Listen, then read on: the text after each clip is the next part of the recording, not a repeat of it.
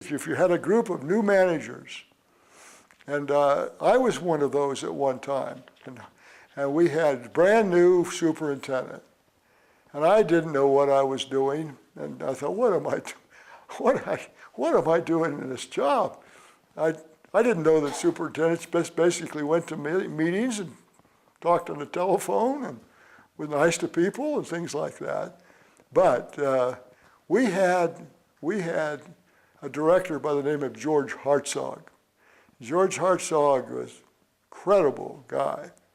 He's probably a strategic genius, like Horace Albright was. He wasn't much of a guy that would go for Jerry Johnson's course, but he knew how things should be. So all of us new managers, the Cub Scouts, it was called A Day with George. And he came up from Washington. This was at Harper's Ferry.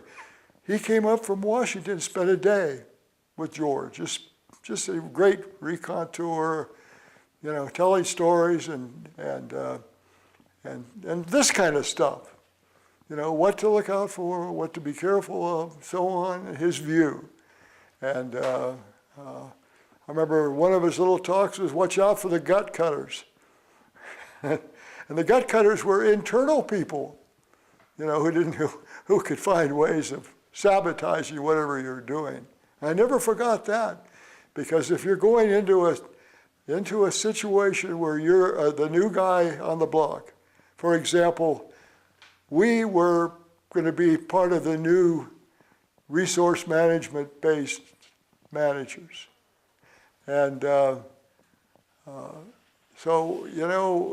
went to Yosemite National Park, and I had, and our job was to build a program that was built around Starker-Leopold's committee, and that is basically managing the parks from an ecological point of view. And that was, and you can be sure that they didn't greet me with open arms.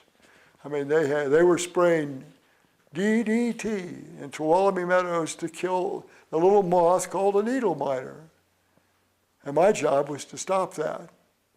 And my job was to start introducing prescribed burning, and that was anathema to the we stomp them all out crowd. So,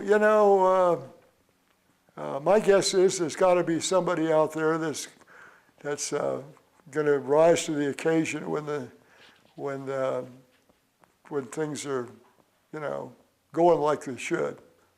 And as John Varley would tell you, what I told him, if you don't want to take risks, and if you if you want consistency, go get a job with the post office, because you don't have somebody coming in all the time trying to change the price of stamps.